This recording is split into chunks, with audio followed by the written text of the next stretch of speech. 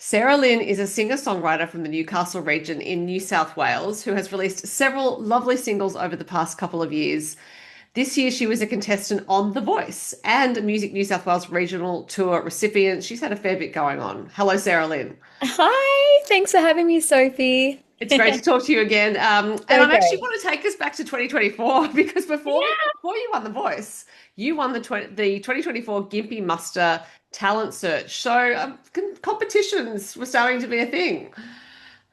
Oh my goodness, I feel like over the last 20 years, competitions have always been a thing. I think it's I kind of got thrown in the deep end probably from the age of 12 is when I did my first talent quest. So it's definitely not a new space for me, but I feel like it throughout my time it's just gone from one level to the next, and it's definitely a way to get yourself out there, and it's a way to push yourself out of your comfort zone, because I do feel like in those spaces you grow so much and you learn so much and you meet so many people, and you've got to work through this pressure that you don't always work through on a normal day. So, or if you're just doing a gig or, a small gig or whatever it is. So, I actually said to my husband after The Voice, I was like, I think I'm done with competitions now. Well, since you I started think at I'm 12, done. I think Yeah. it's reasonable to say, okay, yeah, this was a big televised competition. But I'm Oh interested yeah. in like when you started competing, Yeah. did you, because it could be nerves, it could be adrenaline, and some people enjoy that. Did you enjoy that kind of feeling of it, or was it more just you wanted to do it because it was good to do for your music? Is this for The Voice? No, just for competitions in Oh, general. competitions are, I mean, I think I generally enjoyed just having an opportunity to perform. Mm. Because even back then there wasn't open mics, or might not have been old enough to have performed or had a friend who played guitar, or I wasn't at that performing paid level yet. So they were opportunities when you're young to actually, yeah, to showcase what you have and what you can do. But I generally just love getting on stage and singing. So it was a good opportunity for me to do that. Suppose it's also a good opportunity to see who else is out there, really. And competition is great because it helps keep everyone sharp, I think. Yeah, and that's the thing. The funny thing is, I never really thought of winning, or I knew it was a competition, but I never really um, sort of had that competitive nature about myself. It was more just I was performing or I was singing. Winning was something you think about. Oh wow, but you don't always win everything. So it's you've got to be grateful for the experience, but also be a good team sport and a good team player, because I feel like it's taken me so long now to get to the point where I felt like, yeah, maybe it's my time. And I was lucky, with Gympie, with The Voice, that it was just my time to have those moments. So, why did you decide to go on The Voice, and at what stage, and what part of the year was it? Because, of course, it's a long process before we see anything on air. It's a very long process, and there's probably a lot of people out there who have this question. And I think for me, I auditioned for these shows again when I was from the age of 16 Right. up through to my early 20s, and even Australian Idol, X Factor, then The Voice came a little bit later. And I had my kids, so I didn't bother with that sort of stuff when my girls were really little. Um, but back then it was a really different process. And I never really, I wouldn't say I knew myself as much as I know myself now as an artist. The pressure is a really high pressure situation. So I thought maybe back then I was ready, but in hindsight, I can see why I might not have gotten as far as what I did with The Voice this year. Right. It taught me a lot, I think. And it taught me to persevere and to keep chasing your dreams. And because back then, too, those shows were a big platform. Hmm. And, you saw people like Guy Sebastian, like Shannon Noll, like Jess Malboy, so many artists, Casey Donovan, so many artists that I grew up watching doing these shows, even country artists as well. And so you're sort of always watching going, I really would love to do that. Just to have that opportunity. There was a yearning in my heart to do this. And when the opportunity actually came to me. So I did apply to The Voice about 2 years ago, but I didn't hear anything. So I was like, oh, that's okay. Um, and the opportunity actually came to me through Instagram, All right. as that's how it all happens these days. And I sort of sat with it for 3 weeks and I didn't even respond. I knew it was there. And I was actually shocked, I think. I was like, what? I was not expecting Mhm. like that. I had let that go years ago. I just thought, all I want to do is make music and be happy. I don't want to have to be someone that I'm not and all those things. And you do hear stories, obviously, going into these shows. But after a beautiful, deep conversation with the show before I committed, that really helped me to solidify about what my purpose was, Mhm. why I was going on the show, and basically what choices I could make in the situation that you're in. Mhm. And honestly, everything pointed to yes in those moments. And as a mum, I really had to think about every aspect of this because it wasn't just for me, it's for my family. Like my husband had time off work, me being away from the kids. Like there were so many layers. And I really, really took everything in so deeply and so as present as I possibly could have been in the situation. So, yeah, saying yes in the end, I think was definitely the right thing for me. And in those moments, you're just trying to weigh up the possibilities because it's such an unknown. Like you don't know the answers, you don't know what's going to happen. So you are Mhm. stepping into the world of the unknown. It's out of your control. So you're just sort of giving it a big yes and going, okay, trusting in the process, trusting that you're showing up as your full authentic self as you possibly can, and trusting that what you have to offer and what you have to give is enough, and that people will connect with you. So, Mhm. yeah.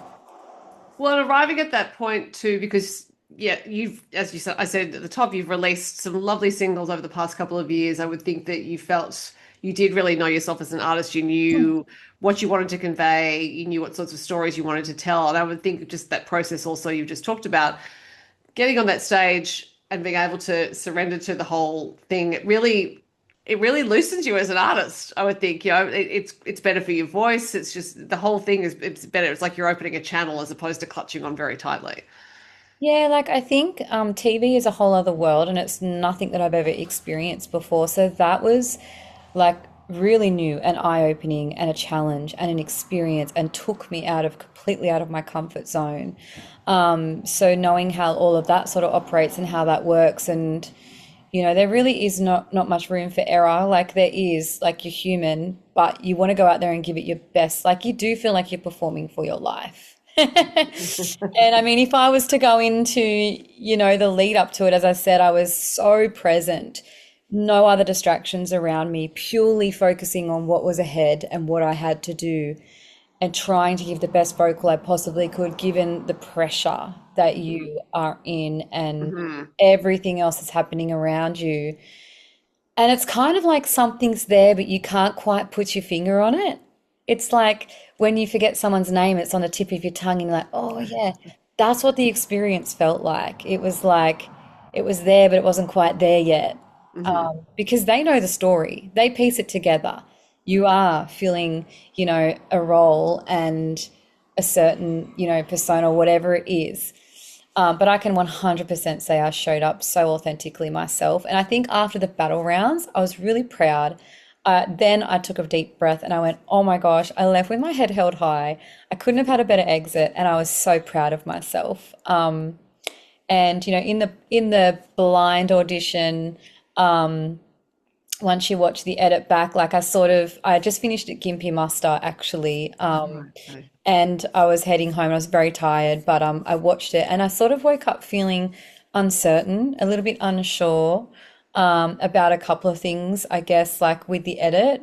But then I reassessed it and I let it process. And I was really happy with the fact that I am a mum first. That is my whole reason why I do what I do. Mhm. and to leave a legacy behind for my girls and for them to have been there to see mum on this big stage and for them to be a part of the whole journey. Like, I am a mum first. That is the honest truth. So to have gone out there and said that is the best bloody job in the world, well, for me it has been. It's been everything. Um, and obviously people could see that I was a country artist. Like, they could see that that was my life and how I'd been brought up. And some things weren't mentioned, or some things were twisted, and some things that I said weren't put in the edit. But look, you could sit there and think about those things, or you can look at the positives and go, well, you did turning a chair is the biggest like achievement you can do on the show, and I'm grateful for that. Like, I'm grateful. I never in my wildest dreams thought I would have done a song like If Tomorrow Never Comes either. Like, I never thought that would have been the song that got chosen for me. Like, we workshopped a few different options, as you do, but they really loved this version and me doing the version, and that ended up being the song that stuck. And no way did I think I would release this song a year later. Like, it just was never on the cards. So I have loved the journey of this song and what it's meant for me, and how I was brought up singing this song, hearing my dad sing this song, it going on to a national TV show in Australia. Like, a song like If Tomorrow Never Comes is not a very common song that you hear on these shows. So to have taken that, and there was a lot of controversy around it, but we've got to remember that's what these shows want. They want the controversy, they want the conversations, they want these things to be happening. Otherwise you just don't get the clicks these days. So Look, it's part of it. It's part of it. And I mean, I didn't tune into, I haven't looked in the comments section. I don't want to, and I don't need to. Like, it's not something that I need to do and thrive off the drama. If anything, I look at it and go, whoa, like, no way in my wildest dreams did I think I'd ever get to The Voice. So that's what I've got to take away from it. And that's what I choose to take away from it, I guess, is that. yeah, I think it's a great idea to not look in the comment section. And you have segued to mentioning the song If Tomorrow Never Comes, which is your latest single. Now, this is a song that was written by Garth Brooks. So, yes. Oh, we all know that. Country origin story. Well, funny enough, in the edit, I said that, and I even got them to get their phones out and see if there was a co-writer, and there was a co-writer on the song. But obviously none of that was mentioned. And, I'm not going to get into the comment section and be like, clearly I know who sung this song. But, oh, sorry, my thing is dinging. So yeah, so obviously, people are going to have things to say about that. But look, I think in these situations, no matter how great you sing, no matter how nice you look or bad you look or anything, someone's always going to have an opinion. Yes. And the good outweighs the bad. And I think that kind of pressure going out there, like, you've got to remember, I was the last person to audition for the whole show. The last person for that day. My day started at 5:30. I got on stage at around 9 o'clock that night. Oh, so 5:30 a.m. your day started, and 5:30 so you were just a.m. waiting. I was just waiting, Oh, God. waiting. And to have then gone out, and I'm literally clenching myself like, I feel sick. Like, and to be honest, I didn't think I was going to turn a chair. So I went out there. I had no idea that all the other teams were full. I didn't know that that the teams are full. So in that moment, just before Ronan turns his chair, and you got to remember when I'm watching it for the first time, I'm watching it with everybody else. So I didn't know what was going on with Kate and all of that. Yeah, big day for me. Really, really big day to be the last one. That was a lot of pressure. After, like, I swear the floor was moving, like my head was spinning, like it was really intense. You could barely eat because you were like the nerves of the anxiousness of the day. So I was like, I don't think I could ever do that kind of pressure ever again. So when the battle round came around, I was like, please tell me I'm not last. And we're actually first for that. So that was so funny. But just before Ronan turns his chair, I see it on my face when I watch it. The moment of doubt kicks in, and I literally thought, okay, in my head, as I was singing, I thought, okay, this was my story. This is what it's going to be. That's okay. No one's turning a chair. And I literally look at my kids and think, oh my God, I'm the luckiest mum in the world. And in that moment, he turns his chair and I was dumbfounded. And I literally get down solo and I'm singing it to him because I'm actually saying thank you so much. Like, whoa, I did not expect that. And you see me put my hand out like, oh my goodness, like what, this is surreal. Um, yeah, because you are in that world. You're in that world for quite a few, for like, as you said, this time last year was when I first started the process. Right. So, you're in that place for so long, and your goal is to turn a chair, turn a chair, turn a chair. So Yeah.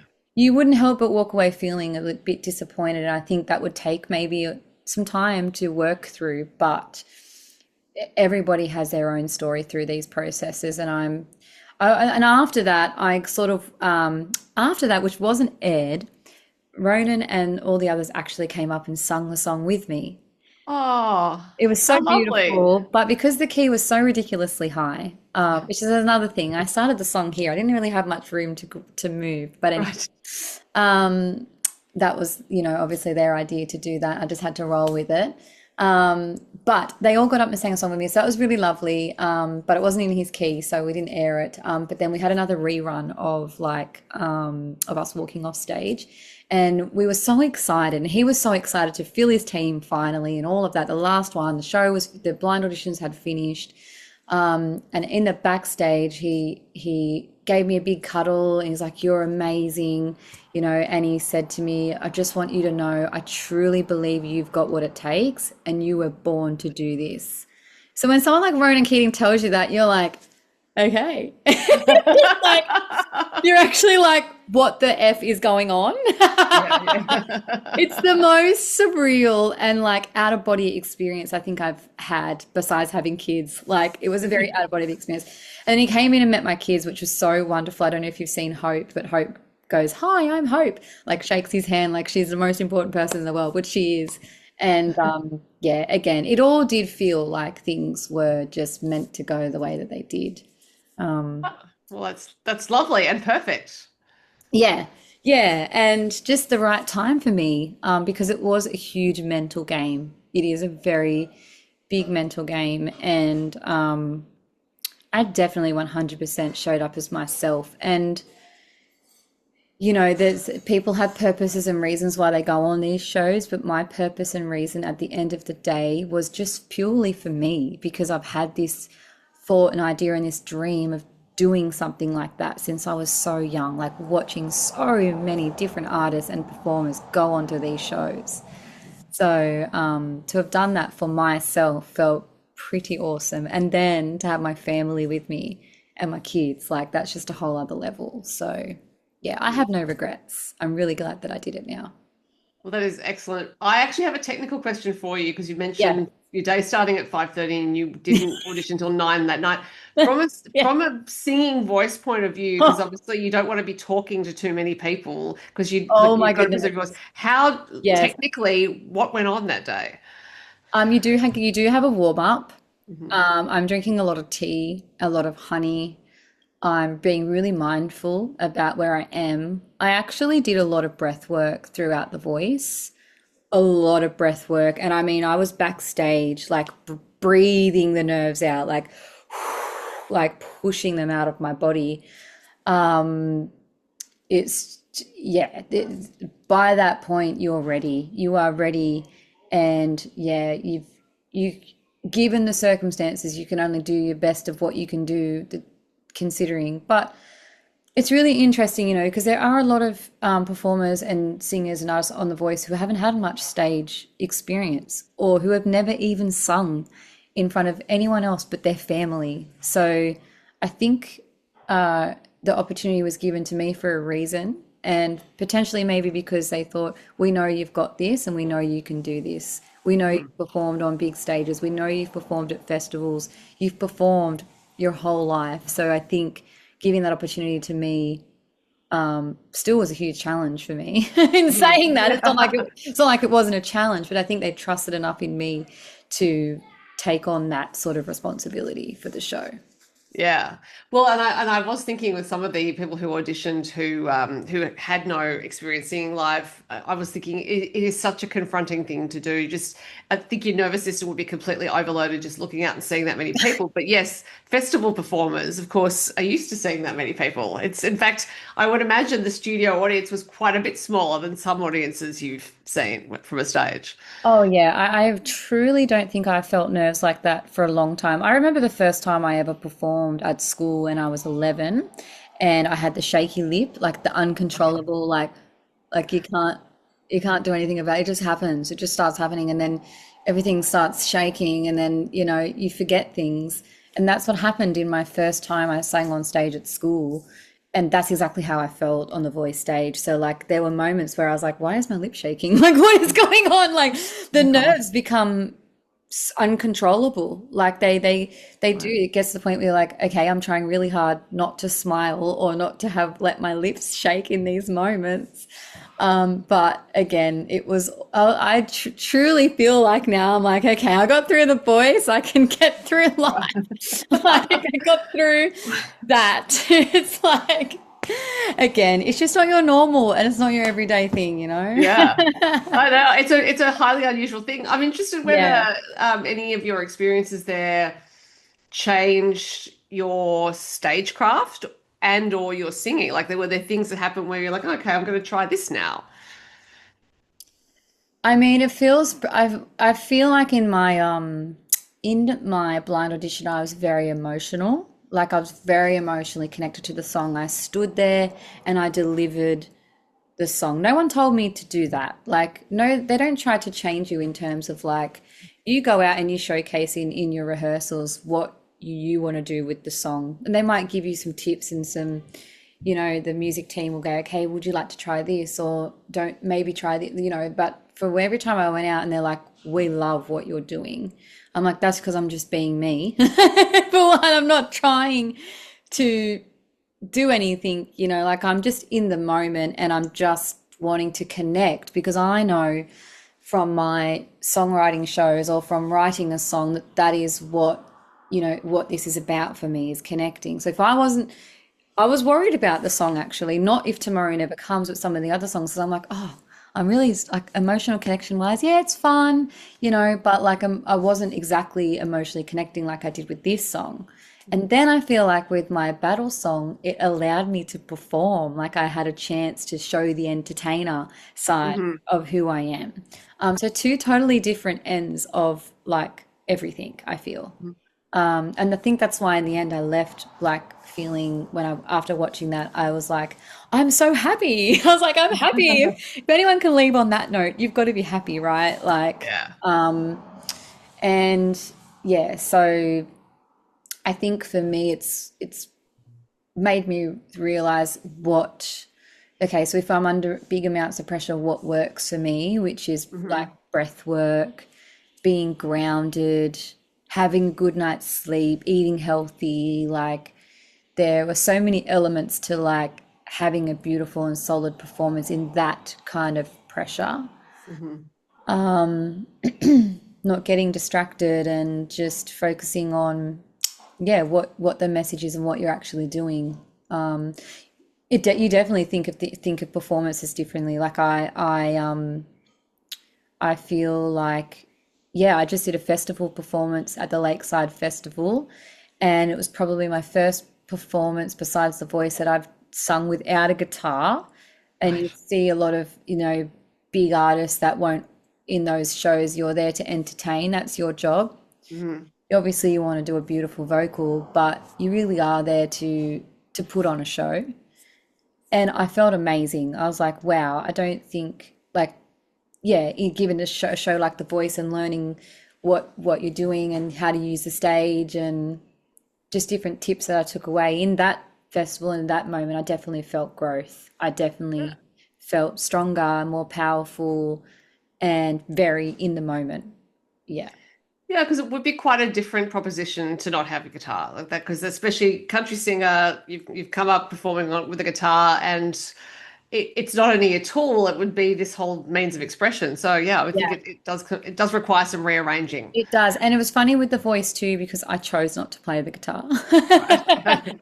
because I was like, well, the chairs are turned around anyway. But at the same time, for me, I knew that if I was going to sing for my life, the best option for me was just to focus on my singing.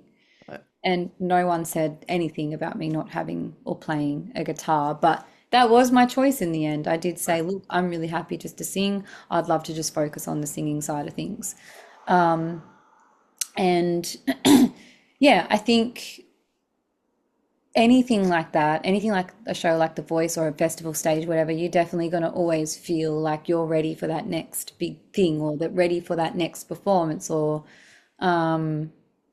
yeah, so many elements to TV, like so many different like moments of, walk out, walk back, walk out, lights go down. Like there's so much preparation that goes into a show like The Voice. So at least Yeah. in a festival, you just go out and you rock out and that's it. You don't have any other prep time. You're like, okay, this is Yeah. it. If I make a mistake, that's all right. Yeah. Like yeah, yeah. It's been a beautiful time to reminisce and go back actually talking and having interviews with people like yourself, Sophie, because yeah, it's been really nice to reminisce on the journey and what it's actually given me and what I'll take away from it. And it does feel like a huge achievement, to be honest, because like I said, it's something I've always wanted to do. Like I remember sitting in my lounge room watching the show with like my dad, and he'd always say, "You can do that. You can do that. Like you will do that one day." And Yeah. you've got these thoughts and dreams and ideas, and just to have actually have done it, it still feels surreal, to be honest. Oh, I think it's fantastic. Not that many people end up on television for one thing, let alone singing on television to people. Yeah. It's a huge thing, and I think these days we can perhaps think these things are easy because we see a lot of it. Everyone's doing video on social media, including me. But Yeah. it's not easy, and it does all those elements you talked about, all the things that we didn't see. The coming and going, the lights changing, going up and down. That's a completely different world, and to be able to actually come through that with your sense of self intact, and as you said, walking away happy Mm. is a huge achievement. Oh yeah, I think it's a process. Like it was just layers of process. I was like, okay, I'm feeling this. I feel this way for a reason. Like at the end of the day, yeah, again, I went in and sort of treated it like a job. Like Hmm. I'm going in here to do my job and then I'm going home. I never for one second thought I'm going to do this and get famous. Right. That was never on my expectation list or like never crossed my mind. It was Hmm. like, I'm doing this and this is my job right now and this is where my career wants to take me. I'm gonna roll with it. But again, a lot of thought and a lot of intention behind Hmm. why I said yes. And I think that's why I had, you know, a most part positive experience. Yeah, you laid the groundwork for it. Absolutely.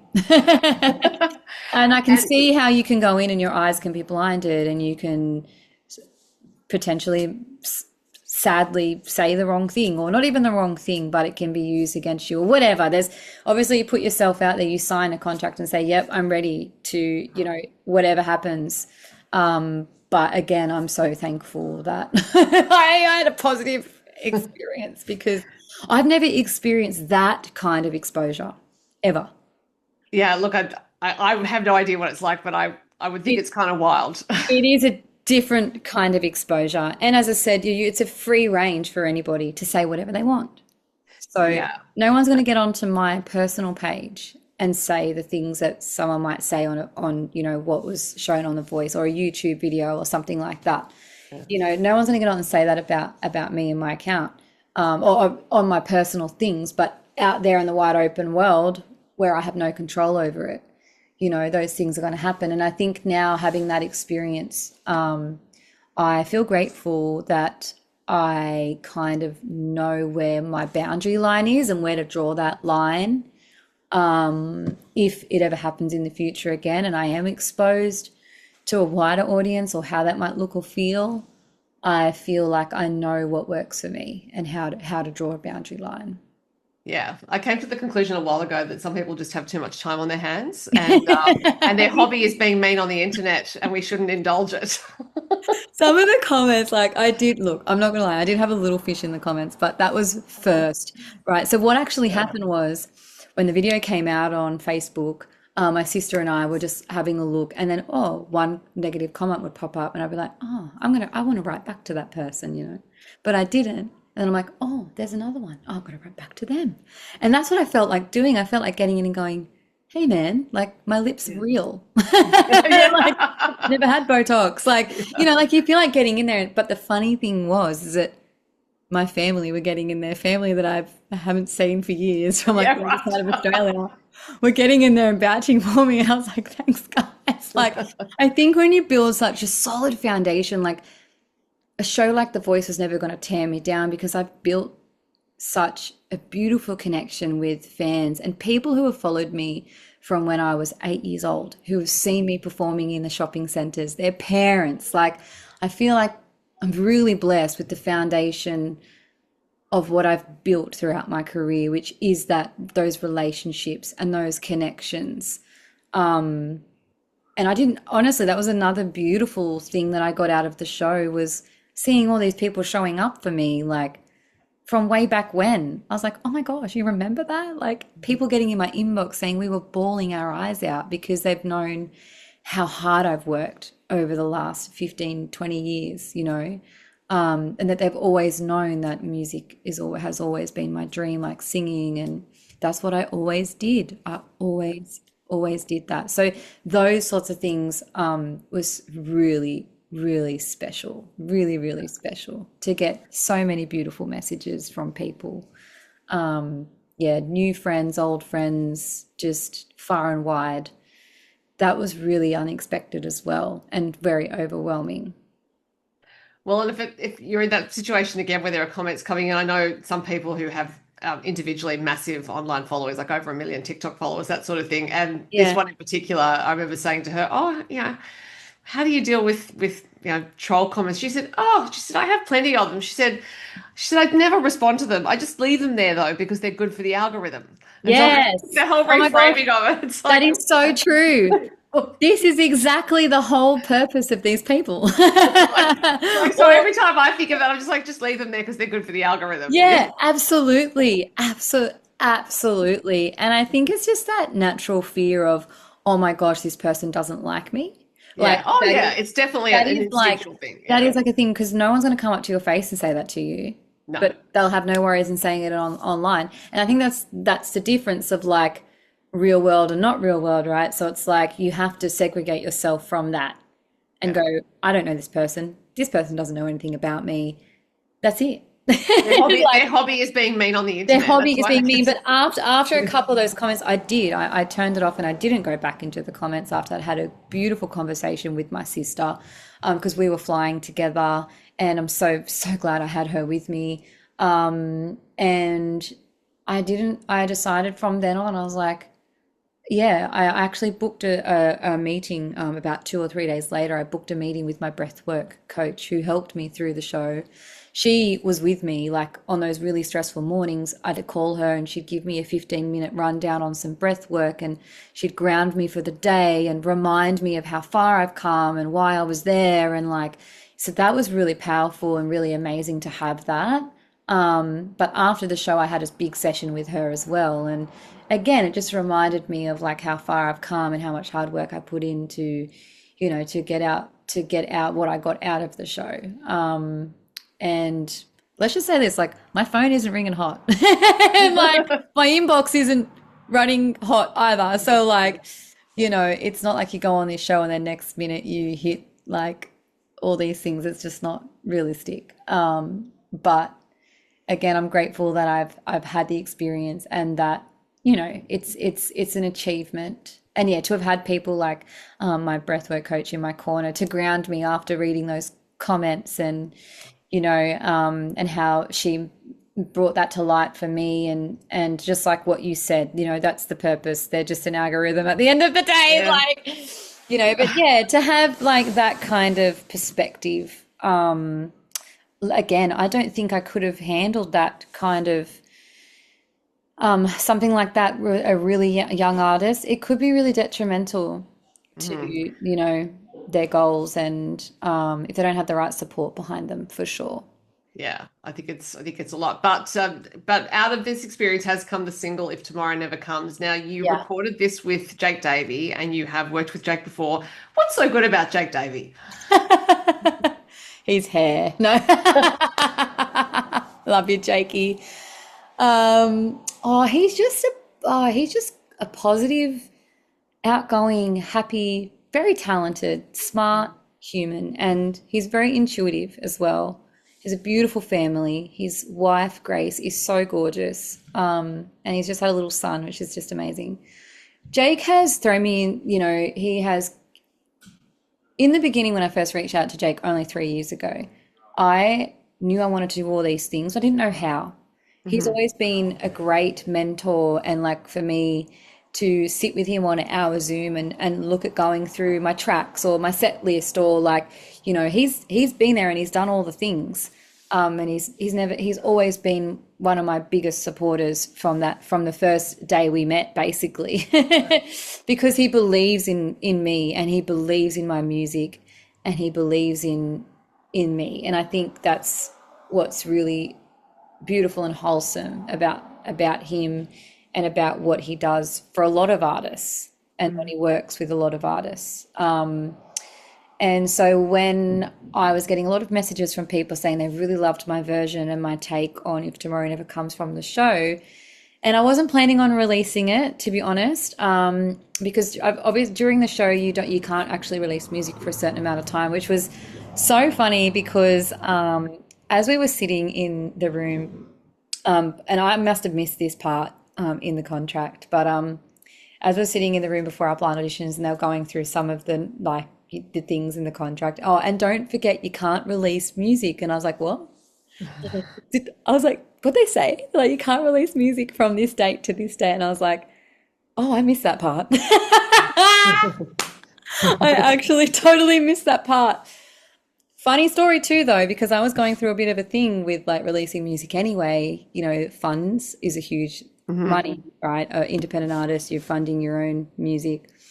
So I think the opportunity came for me at a perfect time because it allowed me to sit and think about other ideas and other things for next year. But anyway, so I was like, okay, I guess I can't release music. And then also like, okay, do I get a song out before the 31st of June? Because that was the first part of the when you couldn't release music. Because I had released Freedom Train in March. Hmm. But I was like, I can't anyway. I just can't afford it. I can't afford to do it. Yeah. So it was okay. I was like, okay, I accept that. That's what it is. And then after the show and whatnot, yeah, people were asking for the song, and I sort of called up Jake and I said, look, a lot of people are asking for my version of it. He goes, let's do it. You need to come down, let's do it. And he gave me an offer I couldn't refuse. He gave me a deal I couldn't refuse. Thanks, Jake. And he was so excited to jump on it. And that's what happened. I went down and I saw him in the studio. I said to him, I really still wanted to capture that live essence of how Garth Brooks, I love the live version of the song. Hmm. And then I love the lift that Ronan Keating gives the second part of the song. So we really just took all a lot of that inspiration, but also made it my own as well. Still put on, our version. And as soon as Jake started playing guitar, his eyes were closed, and he was just like, he was in it, and he was loving it. We had a great day, and then we sent it off to Reese for drums. You've got to have the real drums in there. And then, we were going to go with pedal steel, but Jake said, what about dobro? And I was like, I've never really used dobro in any of my songs. Oh my gosh, once I heard that, I was like, that was exactly what the song needed, was that beautiful, deep twang. Like it was so beautiful. And then he was working on another song, is Josh Urella, who plays mandolin, violin, whole range of instruments, multi-instrumentalist. I think he's an artist himself. I have never met him before. But as soon as I heard that as well, so there's violin and mandolin, it kind of just really like finished off the track. And yeah, there's backing vocals, there's my vocal, there's mandolin, violin, dobro, guitar, drums, bass. Like it's a really well thought out track. The mix is beautiful. Like I couldn't have asked for a better bunch of musicians to work on the song. And everyone that it went through loved it. Like they're like, this is a really beautiful feel. Yeah. Bringing the vocal in too, I felt like I kind of redeemed myself a little bit because I didn't have the pressure. I went Hmm. into the studio and really thought about how I wanted to deliver the vocal, how I wanted to connect. I wanted it to feel warm. I wanted it to feel as if they were in the room with me. And the first lines is sometimes late at night I lie awake and watch her sleeping. That to me, I do that every night. I literally watch my girls sleeping every night. It gives me goosebumps. I love that opening line. And then the last line, I think it's something along the lines. So tell that someone that you love what you're thinking of if tomorrow never comes. That the last two lines are probably my most emotional. Like I was nearly in tears singing the last two lines of the song, and the last take we got of it, Jake's like, that's the one. And I actually think he was nearly tearing up himself. And yeah, it just came together beautifully. And then I had this idea for the music video, sort Hmm. of so grateful to the White Barn in Port, such a beautiful location. I somehow managed that location through a friend of a friend, and they were so excited when I asked them. They were like, "We cannot wait to have you here." Beautiful, beautiful family. And I pulled up and I just saw this massive white barn. And I was like, oh my gosh, this is so incredible. Because I had a thought of it feeling light and soft and airy, and just me singing to a camera, having some sentimental moments. And that's all I wanted it to be. I didn't want it to be this huge production of things. I just think it's nice that I got to sing from my heart. Hmm. Yeah. And Jake made that with you as well, so he's Yes. he's in the full spectrum on this song. I mean, why not? He's been there for quite a few years now, and these are your creative passions and your creative dreams. Like you do want to trust the person that you're working with, that Mm. you're putting this time and love and energy into all your creative work. So you visually and sound wise, and like that's the first time Jake and I worked together in a studio, though we'd only done like covers and stuff. We hadn't done like a song from production, like from scratch.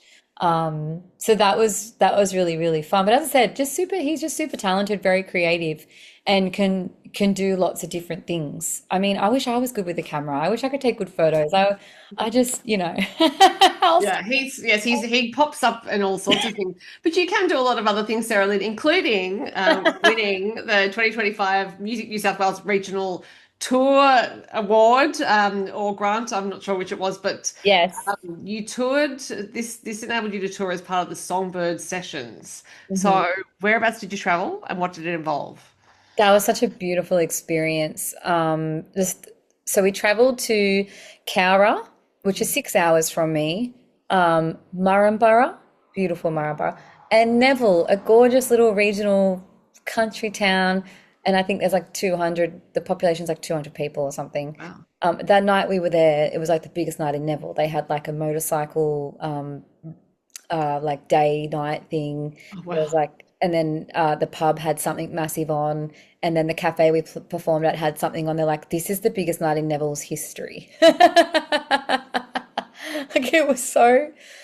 Oh, what Music New South Wales did with that tour, I definitely took away so much from that experience of bringing you back to what music is about and how it Mhm. connects communities.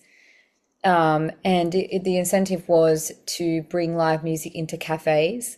So Right. Pete from Fish River Roaster, incredible human, so much energy, love, passion towards live music and his cafes. And yeah, basically turning these cafes into live music venues, putting on food with the music and tickets and having three artists. We got a 45-minute set each where we got to really go deep into each song. I think I only did like 5 or 6 songs, but I got to tell the stories about that, and everyone was so engaged and just, yeah, really beautiful. Another experience of learning and like something I didn't think I would do. It took me to places I'd never been before, like driving 6 hours away from home with my family. It took us on the road. We're staying in Cowra, staying in Maryborough, staying in Neville. So they're places I never had thought I would go. And just seeing like these beautiful regional communities, how they promote, like on the community notice board, or like, telling their local family and friends at the school. Like it was just so beautifully connected like that.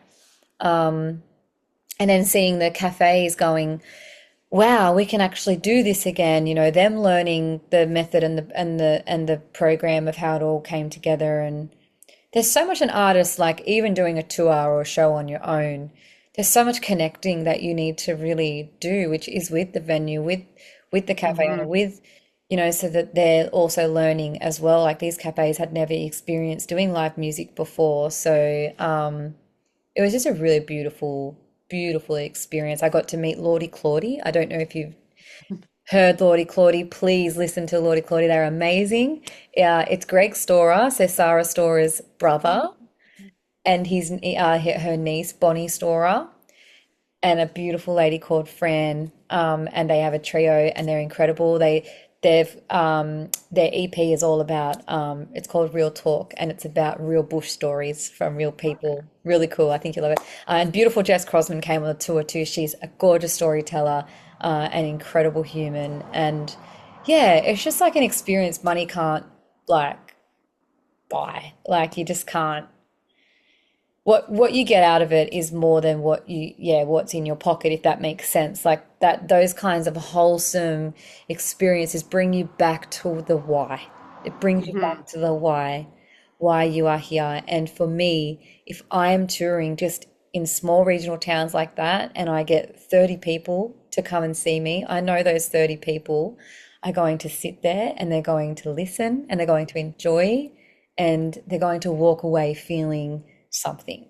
Hmm. And that to me means so much. So I'm really excited to be planning a small, like acoustic tour toward the back end of next year. Okay. Yeah, I'm definitely going to be taking in some of that beautiful cafe regional vibe, I think, because it allows you to be a songwriter. It allows you to share your stories as a songwriter. Hmm. Now, in terms of why you're here and also in giving back, you are an ambassador for the Giving Machines, which is a global charitable initiative encouraging meaningful acts of kindness. How did you get involved with them? Well, this is one beautiful opportunity that I guess I wouldn't have had if I wasn't on The Voice. Hmm. And there are other people from years of The Voice as well who have been ambassadors. Um, so basically, they've launched through Australia, but Newcastle is where they don't have a giving machine yet. It's really big in America, and really big names in America, like representing the machines, like Drew Barrymore, Travis Kelce. It's incredible. So when the opportunity came to me, I had a beautiful chat with Sarah, who's a volunteer, and she told me about it. And initially, I was like, "This can't be real. This sounds like what is going on?" And so I was like, "Let's." She's like, "Let's sit a Zoom chat, and we can put a face to name. We can chat more." And we talked for 2 hours about the giving machines and about my life and how, growing up, how charities helped me and my family through Christmas. So it is a Christmas incentive. And basically, it's this beautiful big red vending machine. It's a very modern way to give back. And so Sarah gets charities on board and some local charities, not just big charities. We have like Ronald McDonald House, UNICEF. We have a local charity here called Jenny's Place, which is like a domestic violence, charity. And basically, this machine is going to go in Charlestown Square, and it will be there from all through December. And you and your family can go and vend instead of getting like a snack or a can of Coke or whatever. You can vend $5 for a pair of warm fluffy socks for a child who might be at Jenny's Place, staying there for refuge, or it might be you can donate from as little as $5 up to $150. So like there's so much different ranges of giving, and it goes Hmm. directly straight back to the charity. 100% profit back to them. So it's just this beautiful, fun way to give back. I never thought you could do that through a vending machine. Yeah. Like Yeah, that's a great idea. it Yeah. blows my mind. So yeah, I get to show up and this is completely voluntary. I'm not getting anything for this. It's just because I think it's such a beautiful incentive. And it actually really reminded me of why, like, these times especially, it's so important to give back and think about, as I said, the times when we were kids and when we've had charities like St. Vinny's and Salvos come to our house and give us hampers, or, because it can be a really tough time for unfortunate families out there who are struggling. So I'm really excited to be launching that on the 8th of December at Charlestown Square. And then I'm also putting on a free performance 2 weeks later at Charlestown as well. And I think we're going to try and donate some more money to some charities and stuff as well. So I don't know. It just feels like another level of like, this is how I can use my platform. This is how I can use my Mhm. voice. This is how I can use, what I've learned and how much I love people and kids. And like, it's just another way to give back that doesn't feel forced or like draining or anything like that. Like again, I feel like this opportunity came to me for a reason. Mhm. And makes you consider like, okay, so what is this time of year actually about? And I love Yeah. that. I love that I get to sit and I think about that for a few moments. So yeah, hopefully that makes sense. It did. Well, and especially if you have experience, because as you said, you've had experience yourself of hampers being given to you, and Yep. that means it's coming from a place of deep compassion and understanding about people who need this sort of assistance. Yes. But the show you mentioned that you're putting on, what is the date for people? I'm gonna look at my phone right now. Okay. I've only just offered this actually. Okay. I was about to say this is not on your gig listing that I This saw. is not on my gig listing. From memory, I feel like it's the 18th of December. Oh, nice and close to Christmas. Nice Yes. and close to Christmas before we take off for a 6 day trip to Byron for a family trip. So Wow. we're doing an experience this year for Christmas. We're not buying gifts. We're doing a camping trip experience to Byron Bay. And who knows, we'll probably get ice cream or do something fun on Christmas Day, if you know what I mean. And a gift each. But it's more thinking about, yeah, just teaching the girls. Like even yesterday we went through our toys and things and we thought, okay, what are we going to donate and what are we going to keep, sort of thing. And every year we do that. The Hope's 8 now, so she's really sort of getting that concept of like, I'd like to give that to someone, mummy, someone who needs that book or that toy. And I love it. I just saw the little pile by her door and I felt so proud. I was like, oh, I'm so proud of you for giving your things away to other children. Like yeah, it's a beautiful time to do that. Yeah, it absolutely is, and you're making it possible for other people to do that as well. So Oh, I you'll hope be so. doing the road trip to Byron, then you'll probably come home, turn around, and go back to Tamworth. Now, go in Tamworth, and you mentioned that thinking of an acoustic tour at the back end of next year. Are you planning Yes. to release some music sometime? Yes! Sophie, I'm releasing my debut EP. Oh, that's exciting. I've been very knee deep in the studio. Yeah, I'm in there at the moment 2 or 3 times a month. So it's been very, very busy in the writing realm and the studio world. And oh my goodness, I am so excited for what's coming. I can't believe it, to be honest. Even after The Voice, I was like, all I want to do is make music. Like, just let me make music. I'm done. And again, the world has funny ways of showing up. And it's always been a goal of mine to do my EP in the next sort of, when I first started. But it's amazing, even where my writing is now and the songs that I'm bringing forward. I couldn't have done that a year ago. So I feel like what I'm bringing forward is my best work yet, by far. And your songs were pretty good before because they are lovely Thank you. songs. So I'm really intrigued now as to what's Oh, going to I'm be on this so EP. excited.